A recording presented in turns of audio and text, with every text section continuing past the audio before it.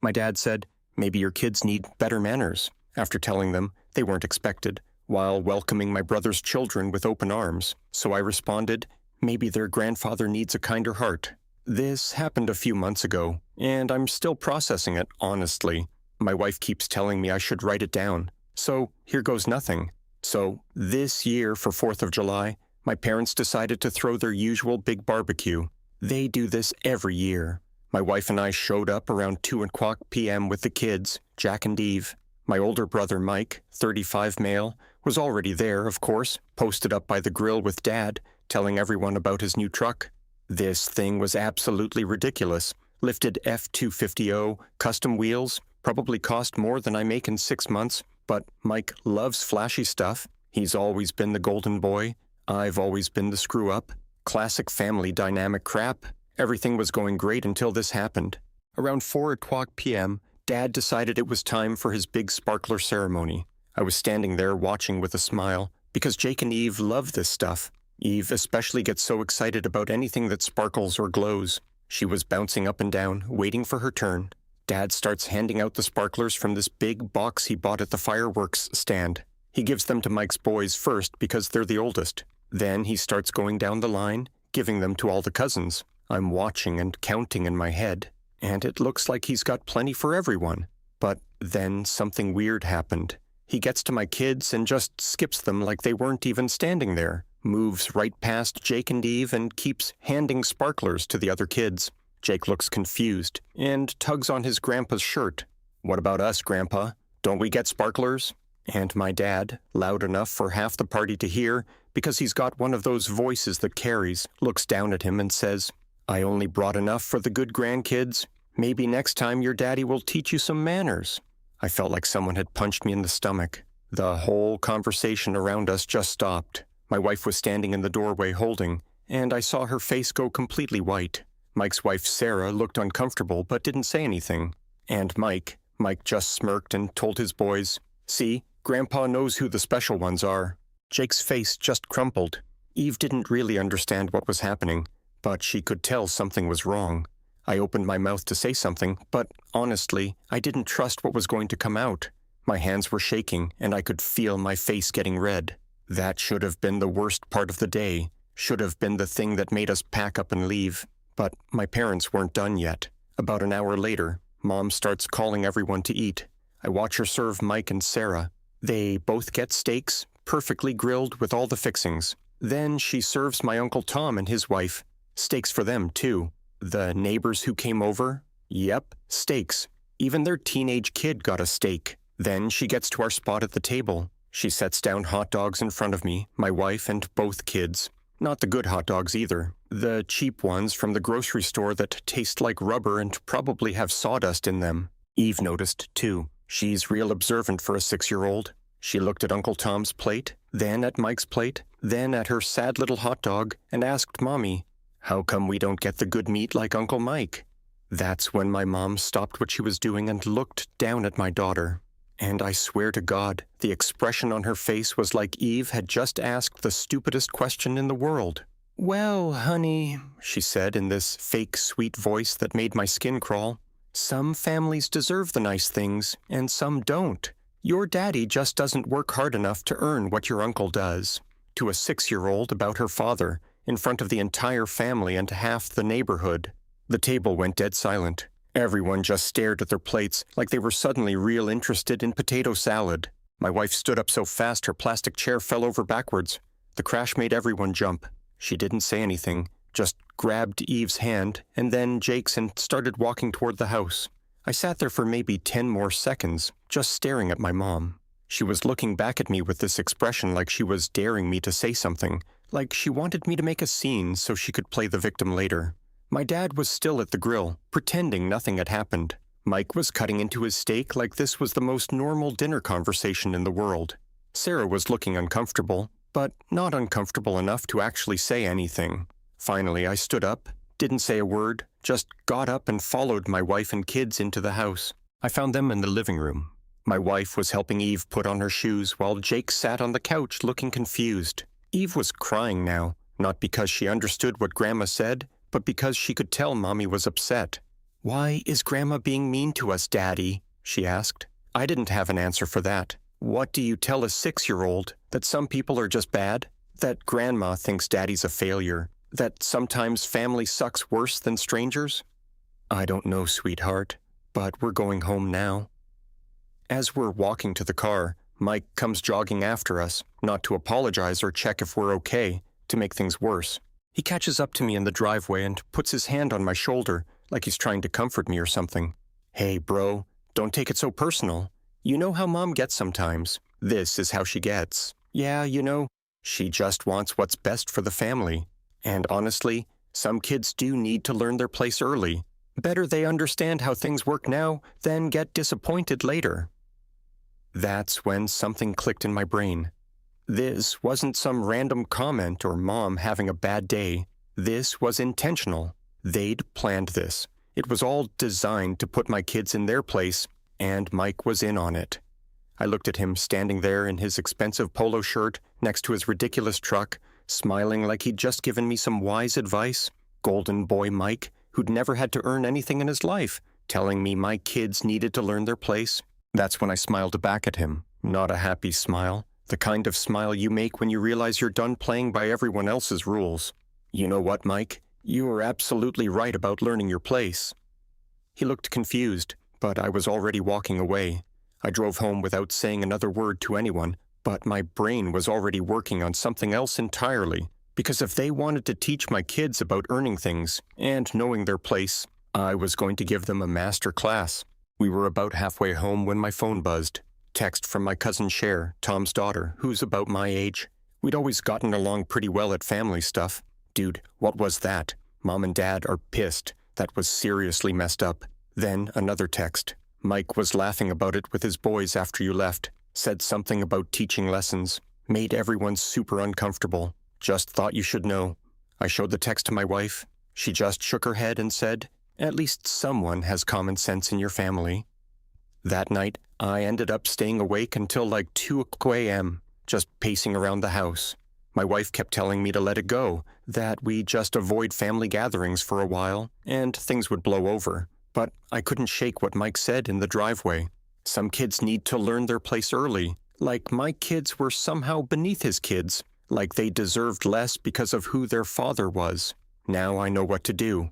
About 6 years ago, I partnered 50-50 with my brother Mike to run our family's construction business after our dad's health declined. Even though we're equal on paper, Mike treats me like an employee while he plays boss. I handle all the actual work, permits, inspections, client management, crew oversight, while he shows up late, barely contributes, and takes all the credit. What makes it worse is my parents blindly praise him as the natural leader of the business, even though I'm the one doing everything and keeping us afloat. It's frustrating, unfair, and honestly exhausting. See, the thing about being the guy who handles all the real business stuff is that you end up with a lot of information. And when your business partner is lazy and thinks he's untouchable, he gets really sloppy. So, Saturday morning, I went into the office. I spent the whole weekend going through files, not just recent stuff, but going back years. Every safety violation Mike had told the crew to ignore, every permit he'd signed off on without actually checking, every corner he'd cut because nobody's going to notice, or it's probably fine. OSHA violations, expired electrical certifications, insurance fraud. Mike had been cutting corners for years while I documented everything. Time to cash in those receipts. Then there was the licensing issue. This was the big one. Mike had been signing off on electrical work for almost 2 years, even though his electrical certification expired back in 2021. He just never bothered renewing it because the test was on a Saturday and he had Lakers tickets or some crap. Every job he'd approved with electrical components was technically illegal. We're talking probably 30 or 40 different projects. If anyone ever looked into it, we could lose our contractor's license entirely. But Mike didn't think about stuff like that because he assumed I was handling it. I wasn't. I handled my own certifications, but I figured he was a grown man who could manage his own paperwork. Apparently I was wrong. But the really big one was our liability insurance. Mike was supposed to handle renewals, but he'd been letting me deal with it for the past couple years because insurance is boring and he had more important things to focus on. What he didn't know is that our policy had very specific language about safety violations and regulatory compliance. Basically, if the insurance company found out we'd been cutting corners or violating safety protocols, they could retroactively cancel our coverage. Not just going forward, they could declare the policy void from the beginning and demand back every penny they'd paid out on claims. We'd had 3 worker comp claims in the past year. Nothing major, just the usual construction injuries. But if our policy got canceled, we'd be personally liable for all of that, plus any future accidents. We're talking potentially hundreds of thousands of dollars. I made copies of everything: photos, documents, inspection reports, email chains where Mike told people to ignore safety protocols, printed it all out, and organized it in neat little folders. Took me the whole weekend, but I was thorough. Monday morning, I started making phone calls. 3 phone calls. Insurance company, OSHA, state licensing board, anonymous tips with documented proof of every corner Mike had cut. The lady on the phone got real interested real fast. "Did you say electrical work without current certification?" "Yes, ma'am. I have documentation going back almost 2 years." "Sir, that's a felony. We'll need you to submit a formal complaint with evidence." "Already prepared. I'll email it over this afternoon." I hung up and just sat there for a minute. In the span of 3 phone calls, I'd potentially destroyed everything Mike had taken for granted: the business, his reputation, maybe even his freedom if they decided to prosecute the licensing thing.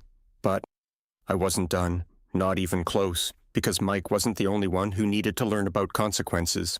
My parents wanted to play games about who deserved what, about which grandkids were worth sparklers and good food. Time to show them what their golden boy was really worth. The fun started on Wednesday morning around 9 a.m. I was at the Hendricks job site checking on the foundation work when my phone started buzzing. Mike's name on the caller ID. I let it go to voicemail because I was busy and honestly wasn't in the mood to deal with his things. He called back 5 minutes later, then again. By the 4th call, I figured something was up, so I answered. "Dude, where the hell are you? I need you at the office, like right now. We got problems." His voice had this edge to it I'd never heard before. Not his usual cocky tone, but something closer to panic. "What kind of problems?" "Just get over here, man. It's about the Johnson project." "The Johnson project? Our biggest client? The $200,000 commercial renovation that was supposed to carry us through the rest of the year. Mike had been managing that one personally because he wanted to take credit when it went well. I drove over to the office and found Mike pacing around like a caged animal. He was still in his pajama pants and had obviously just rolled out of bed. His hair was sticking up everywhere, and he looked like he hadn't slept. "Johnson called this morning," he said without even saying hello. "They're pissed about some permit issue, something about delays and rejections. I don't understand this permit stuff. Can you handle it?" So, I pulled up the Johnson file on my computer. It took me about 30 seconds to see what the problem was. The permits had been rejected 3 weeks ago because of design flaws in the electrical layout. Mike was supposed to be managing that project, but he'd never bothered following up on the paperwork. "Mike, this got rejected on June 15th, 3 weeks ago. What have you been doing?" He looked confused. "What do you mean rejected? Nobody told me anything about rejections." "Because you never check your email. Look." I turned the monitor toward him and showed him the rejection notice sitting in his inbox, unread, along with 2 follow-up emails from the permit office asking for revised plans. His face went white. "How bad is this?" "Pretty bad. Johnson's project is 3 weeks behind schedule and they have no idea.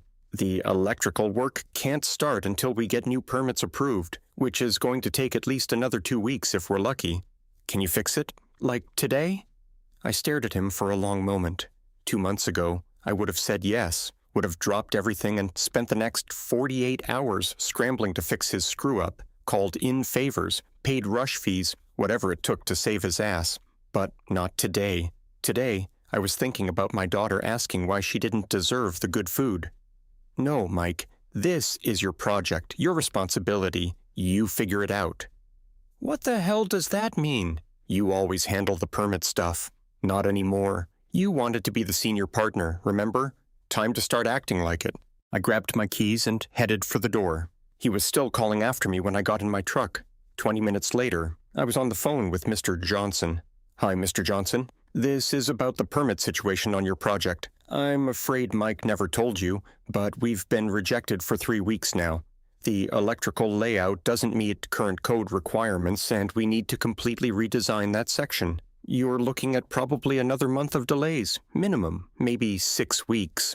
The silence on the other end of the phone lasted about 10 seconds. Then Johnson started talking, and he was not happy. Used some words I hadn't heard since my Army days. Are you telling me my project has been dead in the water for 3 weeks and nobody bothered to inform me? That's correct, sir. I just found out myself this morning when Mike asked me to look into it. And how long to fix this mess?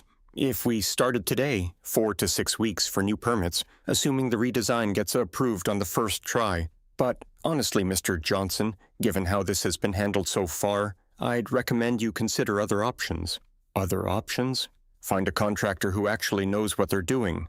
I can recommend a few, if you'd like. I gave him the names of 3 competitors, good companies that would do right by him, companies that didn't have Mike screwing things up. Johnson pulled the contract that afternoon, all $200,000 of it. Mike called me about 50 times, but I was busy. 3 of our other major clients had heard through the grapevine that we were having permit issues and wanted to discuss their projects. Word travels fast in construction. By Thursday, the OSHA investigators showed up, 2 of them, very serious-looking guys with clipboards and cameras. They spent the morning at our current job sites, taking pictures and asking questions. The crew was nervous as hell because everyone knew we'd been cutting corners on Mike's orders.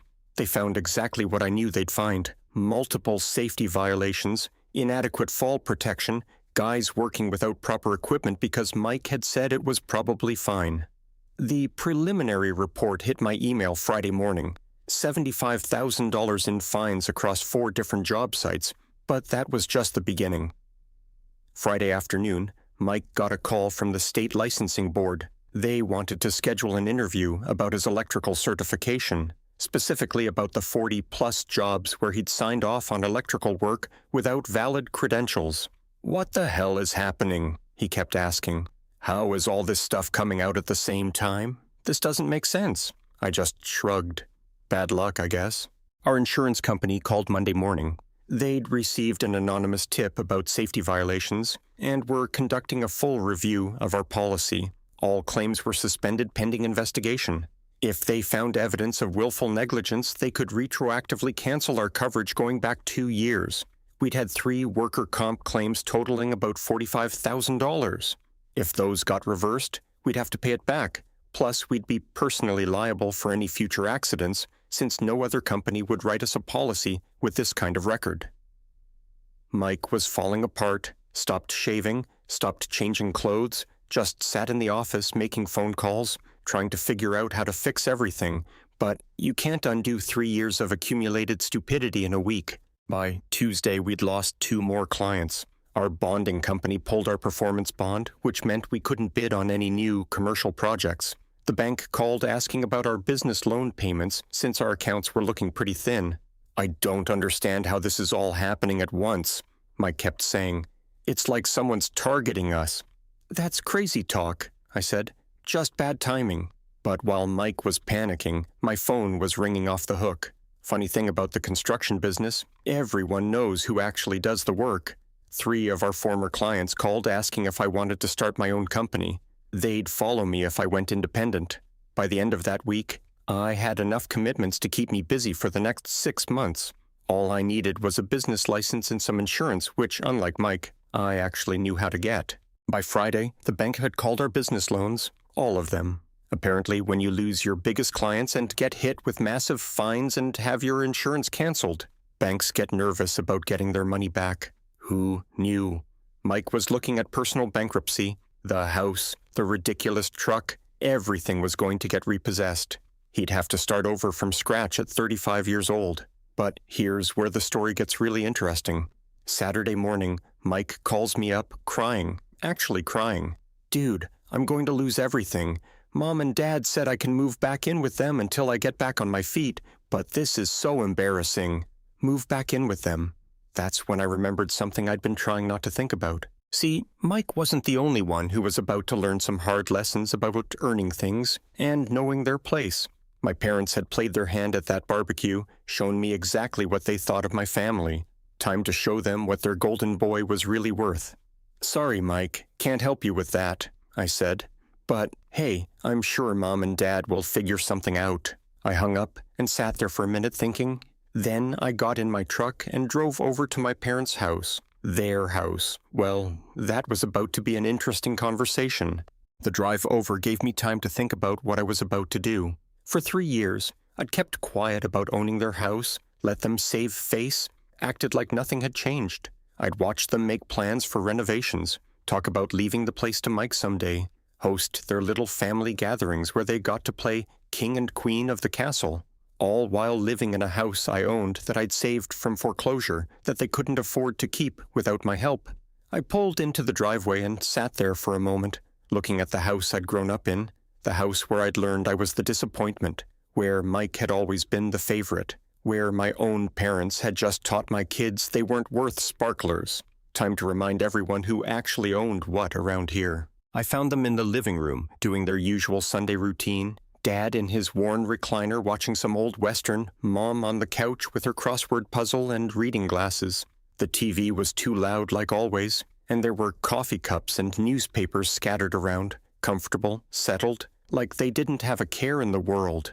They looked up when I walked in, probably expecting some apology for leaving the barbecue early, maybe hoping I'd come to my senses about their little lesson in family hierarchy. Instead, I told them about Mike's phone call, how he was losing everything, the business, his house, his truck, probably his marriage if things kept going the way they were, how he was desperate and wanted to move back home with them until he could get back on his feet. Mom set down her crossword and nodded along sympathetically. "Of course he can come back," she said. "This is his home. His room is still exactly the way he left it." They'd always have space for their boy when he needed them. Dad muted the TV and chimed in about how family sticks together during tough times, how they'd make it work, maybe clear out the basement so Mike's kids could have somewhere to play when they visited. They were already making plans, talking about rearranging furniture, maybe getting bunk beds for the grandkids, playing the role of supportive parents, welcoming their son home during his time of need. "Actually, it's not," I said quietly. Both of them stopped talking and looked at me like I'd interrupted them mid-prayer. "What's not?" Dad asked. "His home. This isn't Mike's home." The confused looks they gave me were absolutely priceless. Dad tilted his head like he hadn't heard me right. Mom just stared, her reading glasses halfway down her nose.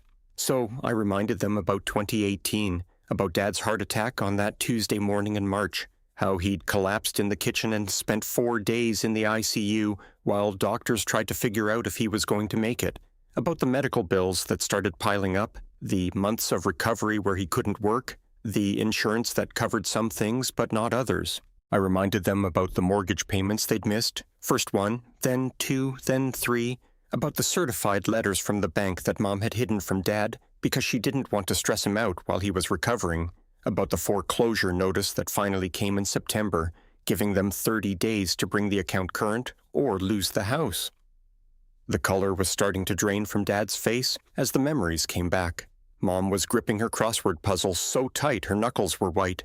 I reminded them about Mom's phone call to me that night in October, how she'd been crying so hard I could barely understand her, how she'd finally admitted they were going to lose the house, that they had nowhere else to go, that she didn't know what they were going to do. "We got through that, though," Mom said quietly like she was trying to convince herself.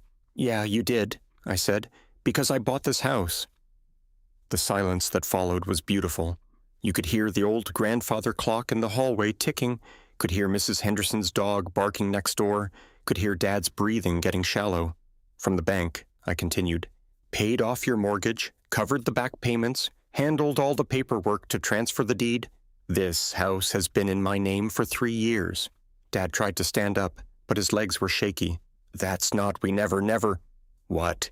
Never signed the paperwork? You signed plenty, Dad. The foreclosure documents, the deed transfer, the quitclaim. You were so stressed about losing the house. You barely read what you were signing, just trusted me to handle it." I pulled out my phone and started scrolling through photos, pictures I'd taken of all the important documents just in case this day ever came. "Here's the deed," I said, showing them the screen. "My name. Here are the property tax bills, my name. Insurance policy, my name. This house legally belongs to me and has for 3 years. Mom was shaking her head like she could make it not true through sheer denial. We never agreed to that. We thought you were just helping with the payments. You thought wrong. I handled everything through my lawyer to keep it quiet and spare Dad's pride. Figured it didn't matter whose name was on the paper as long as you had somewhere to live. I looked around the living room at the family photos on the walls, showing Mike's kids at Christmas, Mike's wedding, Mike's various achievements, at the bookshelf full of Dad's old construction manuals and Mom's romance novels, at the coffee table with water rings from 30 years of Sunday morning coffee cups. But that was before you decided my kids didn't deserve sparklers, I said. Before Mom told a 6-year-old that some families don't deserve nice things because their daddy doesn't work hard enough. Dad finally managed to stand up, his face cycling through confusion, realization, and anger. You can't just take our house. We raised you here. I'm not taking anything. I'm reclaiming what's already mine, what I saved when you couldn't afford to keep it. Mom started crying then, not the manipulative tears she used to get her way, but genuine panic. Where are we supposed to go? This is our home, our life. All our memories are here. I looked at this woman who'd stood in front of my daughter and told her she wasn't worth the good food, who'd smiled while doing it like she was teaching some valuable lesson about knowing your place in the world. Same place my kids were supposed to sit at your barbecue, I said, wherever you can find room. Dad tried the family loyalty angle, then started talking about blood being thicker than water, about how this would tear the family apart, about forgiveness and second chances, the same man who'd skipped my kids with the sparklers, while telling them only good grandkids deserve treats. Mom went for guilt, asking how I could throw elderly people out on the street, wondering what kind of son I'd become, threatening that they'd never speak to me again, like that was supposed to be a threat instead of a promise. You have 30 days, I said, heading for the door. Same as any other tenant, more than fair considering you never paid rent. I walked out and got in my truck while they were still sitting there in shock, drove away from the house I'd grown up in, the house I'd saved from foreclosure, the house where they'd just learned what earning things actually meant. In my rearview mirror, I could see them through the living room window, Dad with his head in his hands, Mom still staring at the door like I might come back and tell them it was all a joke. But there was no joke, just consequences, just a family finally learning that actions have prices, and sometimes those prices come due all at once. The house where they'd hosted a barbecue and taught my children they weren't good enough was about to get some new occupants, ones who understood that kids deserve sparklers and good food, and to feel welcome in their own home. 30 days to figure out what earning things really meant. Time to see how the golden boy liked learning his place. The eviction deadline was a Tuesday. I made sure to drive by that morning around 10:20 a.m. just to see how things were going. The driveway was full of trucks, bikes, my Uncle Tom's, and a rental moving van that had seen better days. They were loading the last of the furniture when I pulled up. Dad was directing traffic like he was still in charge of something, telling people where to put boxes in the truck. Mom was standing in the yard holding a lamp and crying. Mike looked it like he'd been hit by a bus. 3 weeks of stress and legal troubles had aged him about 10 years. I rolled down my window and called out to Mike, "How's it going?" He looked at me like I was something he'd scraped off his shoe. "Really? You're going to gloat now?" "Just checking to make sure you'll be out on time. I've got contractors coming Thursday to start renovations." That wasn't entirely true. I was planning to renovate but hadn't scheduled anything yet. I just wanted to twist the knife a little. Dad walked over to my truck. "I hope you're proud of yourself, throwing your own family out on the street." "You're not on the street, Dad. You found an apartment, right?" They had a 2-bedroom place across town that cost most of Dad's Social Security check. Mike was going to be sleeping on their couch indefinitely since he couldn't afford his own place anymore. The truck had already been repossessed the week before. That's not the point, and you know it. This was our home. No, this was my house that I let you live in. There's a difference. Mom came over then, still holding that stupid lamp. Your children will never forgive you for this when they're older, and they understand what you did to their grandparents. My children understand that actions have consequences, something their grandparents never learned. The moving truck pulled away around noon. Mike drove away in Dad's old sedan without saying goodbye. Mom and Dad stood in the driveway for a few more minutes, looking back at the house like they were waiting for me to change my mind. I didn't. That afternoon, I called my wife at work. "We're moving this weekend. Start packing." She was quiet for a minute. "Are you sure about this? It feels weird moving into your childhood home right after kicking them out." "It's not their home anymore. It's ours. Jake and Eve deserve to grow up somewhere they'll always be welcome." We moved in Saturday. The kids were excited about having more space. I turned Dad's old workshop into my home office. Hung my new business license on the wall where he used to keep his tool calendar.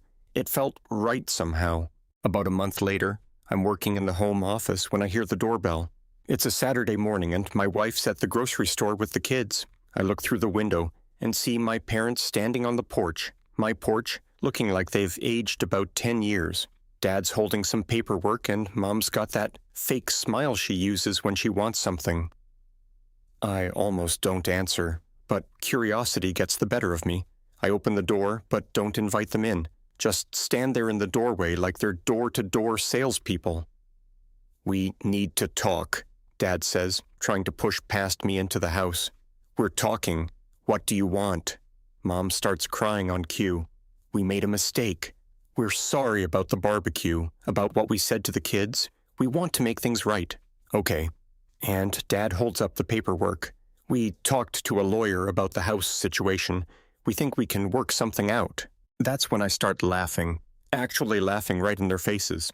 "Let me guess. Your lawyer told you that since you lived here for 3 years, rent-free, you might have some kind of tenant's rights, maybe adverse possession." Dad's face tells me I'm right on the money. Here's the thing, though. I've got documentation of every mortgage payment I made, every tax bill I paid, every insurance premium, plus the original deed transfer. Your lawyer's feeding you crap because he wants your money. "This was our family home for 30 years, Mom shouts, dropping the fake tears for real anger. "And now it's my family home. My kids get to grow up here and feel welcome in their own house. Wild concept, right?" I start to close the door, but Dad puts his foot in the way. "Big mistake. You can't keep us from our grandchildren. We have rights. Actually, I can, and I will. See, when you tell a 6-year-old she doesn't deserve the good food because her daddy's a failure, you lose grandparent privileges permanently. We said we're sorry. Sorry doesn't undo what you did. Sorry doesn't take back what you taught my kids about their worth. You showed them exactly who you are. I believe you." I push Dad's foot out of the way and close the door. They stand on the porch for another 10 minutes, ringing the doorbell and knocking, but I just turn up the TV and ignore them. Through the window, I watch them finally give up and walk back to their beat-up car. Dad's shoulders are slumped and Mom's crying again, but not the fake kind this time. My business took off faster than I expected. Word spreads quick in construction when you actually do good work and treat people fairly. By October, I had a waiting list of clients and had to hire 2 full-time guys to keep up with demand. Mike tried calling a few times in September, wanted to know if I'd consider bringing him on as an employee, said he'd learned his lesson, and would do whatever I needed. I told him I'd think about it, and never called back. He drove by the house sometimes. I'd see him slowing down in front, looking through the fence at the backyard where his kids used to play. He never stopped or tried to talk to us, just drove past like he was visiting a cemetery. My parents sent a Christmas card, one of those generic ones, with a photo of them sitting awkwardly in their cramped apartment.